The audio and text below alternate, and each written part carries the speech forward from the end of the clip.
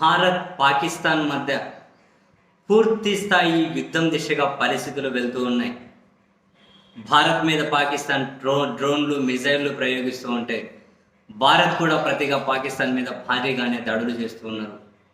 రెండు వైపులా ప్రస్తుతానికైతే స్వల్ప ప్రాణ నష్టం జరుగుతూ ఉంది, ఆస్తి నష్టం జరుగుతూ ఉంది. ఇది మరింత ముదిరే దిశగా వెళ్తూ ఉన్నారు. అటు పాకిస్తాన్ ప్రధానమంత్రి ఏమో వరుస పెట్టి సమీక్షలు జరుపుతూ ఉన్నారు, ఇటు భారత ప్రధానమంత్రి ఏమో వరుస పెట్టి సమీక్షలు జరుపుతూ ఉన్నారు. ఈ క్రమంలో G7 దేశాలు, రెండు దేశాలు శాంతి పాటించాలి, ఆ భూభాగంలో అస్థిరత అనేది ప్రపంచానికి మంచిది కాదు అని చెప్పారు. America, China, Russia, Iran, Saudi Arabia, UAE ప్రతి దేశము కూడా రెండు దేశాలు శాంతి వైపు నిలబడండి, దౌత్యపరమైన మార్గాల వైపే మీరు అన్వేషణ చేయండి, మధ్యవర్తిత్వం వహించడానికి మేము సిద్ధంగానే ఉన్నామని చెప్పి చైనా చెప్పింది. మధ్యవర్తిత్వం వహించడానికి ఇరాన్ కూడా సిద్ధంగానే ఉంది. వాళ్ళిద్దరూ అడిగితే మేము కూడా మధ్యవర్తిత్వానికి రెడీగానే ఉన్నామని చెప్పి అమెరికా అంటూ ఉన్నారు. ఈ క్రమంలో ప్రస్తుతానికి భారత్ పాకిస్తాన్ ఇద్దరూ కూడా తగ్గేలా కనిపించడం లేదు. ఈ క్రమంలో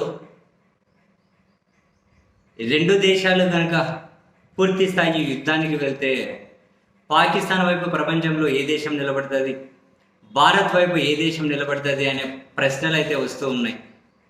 కానీ ఈ ప్రశ్నలకు సమాధానాలు తెలుసుకోవాలి అంటే మనం మొదట రెండు విషయాలు మాట్లాడుకోవాలి. ఒకటి, ఇప్పటి వరకు పాకిస్తాన్ భారత్ 1965లో యుద్ధం చేశారు, 71లోనూ యుద్ధం చేశారు. సరే, స్వతంత్రం వచ్చిన ఫస్ట్లో 47లో చేసిన యుద్ధాన్ని పక్కన పెడితే 65లో యుద్ధం చేశారు, 71లో యుద్ధం చేశారు. 65లో చేసిన యుద్ధం డిఫరెంట్. ఎందుకని?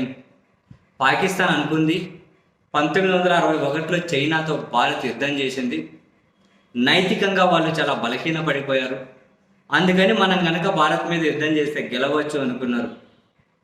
తోకమడిచారు, ఓడిపోయిపోయారు. తర్వాత 71లో 13 రోజుల యుద్ధం.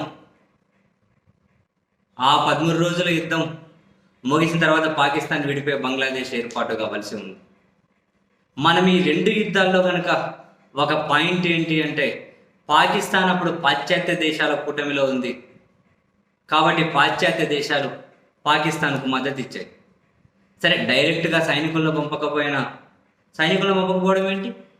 71లో అమెరికా వాళ్ళ యుద్ధ నౌకలను బంగాళాఖాతంలో మోహరించింది పాకిస్తాన్కి అనుకూలంగా. అప్పుడు అమెరికాకు అవసరం ఉంది. ఎందుకని? పాకిస్తాన్తో చాలా అవసరాలు ఉన్నాయి అమెరికాకు. మరీ ముఖ్యంగా ఆఫ్ఘనిస్తాన్లో ఏమో అప్పుడు సోవియట్ యూనియన్ సోషల్ ప్రభుత్వం ఉండాలని చెప్పి, అమెరికా ఏమో సోషల్ ప్రభుత్వం ఉండొద్దు అని. సో అటు ఆఫ్ఘనిస్తాన్లో పాకిస్తాన్ సహకారం అమెరికాకు కావాలి కాబట్టి పాకిస్తాన్కు సైనికంగా, ఆర్థికంగా చాలానే సహాయం చేశారు. అప్పుడు డైరెక్ట్ యుద్ధంలో దించకపోయినా నైతికంగా, వ్యూహాత్మకంగా, ద్వైపాక్షికంగా చాలా మద్దతు ఇచ్చింది అమెరికా. అప్పుడు పాకిస్తాన్కి మద్దతుగా యుద్ధ నౌకలను కూడా పంపడం భారత్కి సోవియట్ యూనియన్ ఫేవర్ కాబట్టి, అనుకూలం కాబట్టి, మేము అవసరమైతే పాకిస్తాన్ తరపున యుద్ధంలో పాల్గొనడానికి కూడా సిద్ధంగానే ఉన్నామనే సంకేతాలు సోవియట్ యూనియన్కి పంపించడం కోసం అని చెప్పి అమెరికా అప్పుడు ఆ పని చేసింది. అఫ్కోర్స్ పాశ్చాత్య కూటమిలో పాకిస్తాన్ ఉంది కాబట్టి తప్పలేదు. కానీ అప్పుడు ప్రధానిగా ఉంది ఇందిరాగాంధీ గారు లాంటి వారు. ఇలాంటి ఉడత ఊపలకు భయపడరుగా. అప్పుడు పాకిస్తాన్కి సపోర్ట్గా యుద్ధ నౌకలను అమెరికా మోహరించేటప్పుడే రష్యాతో అప్పుడు శాంతి, స్నేహం, సహకారం అనే ఒప్పందం మీద సంతకాలు పెట్టారు. భారత్కి అడుగడుగునా సహకరించడం కోసం రష్యా సిద్ధపడింది, సోవియట్ యూనియన్. సో 65లో కూడా పాశ్చాత్య దేశాలు పాకిస్తాన్కి ప్రత్యక్షంగా కాకపోయినా డైరెక్ట్ అంటే ఇండైరెక్ట్గా మద్దతు ఇచ్చాయి. 71లో కూడా మద్దతు ఇచ్చాయి. అయినా కూడా పాకిస్తాన్ తోకముడిచి ఓడిపోయింది. ఒక అమెరికానే కాదు, అప్పుడు గల్ఫ్ దేశాలు కూడా మద్దతుగానే ఉన్నాయి పాకిస్తాన్కి. ఎందుకంటే వాళ్ళు పాశ్చాత్య కూటమిలోనే ఉన్నారు. సౌదీ అరేబియా పాకిస్తాన్కు మద్దతుగానే ఉంది, UAE పాకిస్తాన్కు మద్దతుగానే ఉంది. అప్పుడు అయినా భారత్ ముందు పాకిస్తాన్ ఏమి నిలబడలేకపోయింది. అప్పుడు వాళ్ళు వెనక నుంచి సహకారం అందించారు.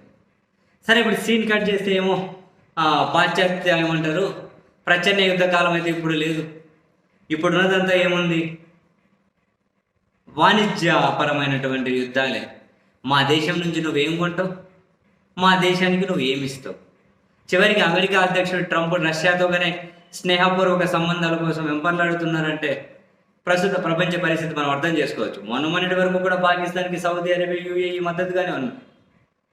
ఈవెన్ 98 భారత్ అణు పరీక్షలు జరిపినప్పుడు కూడా దానికి ధీటుగా మనం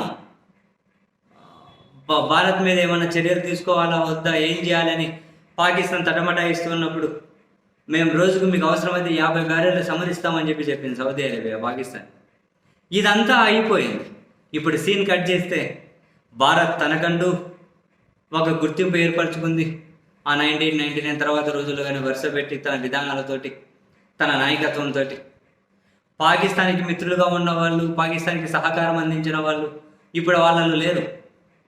ఇప్పుడు భారత్కి కానీ ఫేవర్గానే ఉన్నారు. ఈ జస్ట్ ఇమాజిన్, పహల్గామ్ ఉగ్రదాడి జరిగినప్పుడు ప్రధాని నరేంద్ర మోదీ గారు సౌదీ అరేబియా పర్యటనకి వెళ్ళారు. అది అర్ధాంతరంగా ముగించుకొని వచ్చారు ఆ విషయం తెలిసి.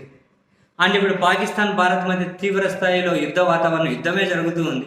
అలాంటిది నిన్న లేక మొన్ననే బేస్తవారం గురువారం 8వ తేదీ సౌదీ విదేశాంగ మంత్రి షెడ్యూల్ లేకుండా కూడా ఆల్ ఆఫ్ ది సడన్ ఇండియాకి వచ్చారు. వచ్చి ప్రధాని గారిని కలిశారు, విదేశాంగ శాఖ మంత్రిని కలిశారు. ఎందుకు? సౌదీ యువరాజు మొహమ్మద్ బిన్ సుల్తాన్ భారత ప్రధానమంత్రిని పెద్దన్నయ్య అని మాట్లాడతారు. సౌదీతో భారత్కి చాలా ఇప్పుడు అమెరికా భారత్కి ద్వైపాక్షిక వాణిజ్యం ఉంది, చైనా భారత్కి ద్వైపాక్షిక వాణిజ్యం ఉంది, యుఏఈ భారత్కి ద్వైపాక్షిక వాణిజ్యం ఉంది, రష్యా భారత్కి ద్వైపాక్షిక వాణిజ్యం, సౌదీకి భారత్కి ద్వైపాక్షిక వాణిజ్యం ఉంది.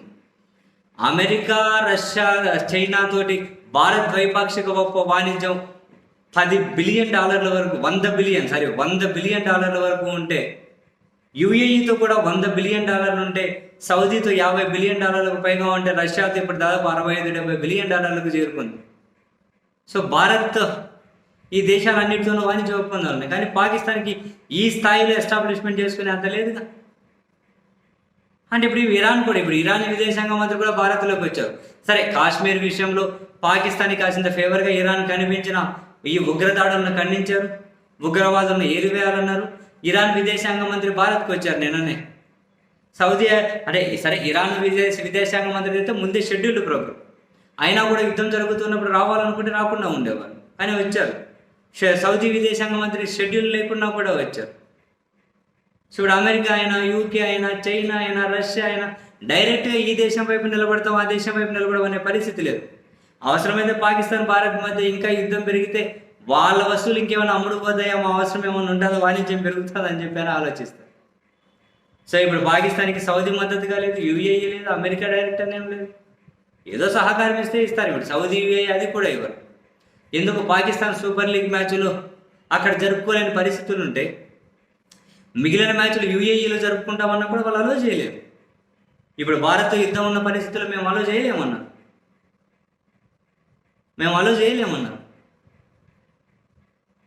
సో ప్రపంచంలో ఏ దేశం ఎవరి వైపు అంటే ఇద్దరి వైపు.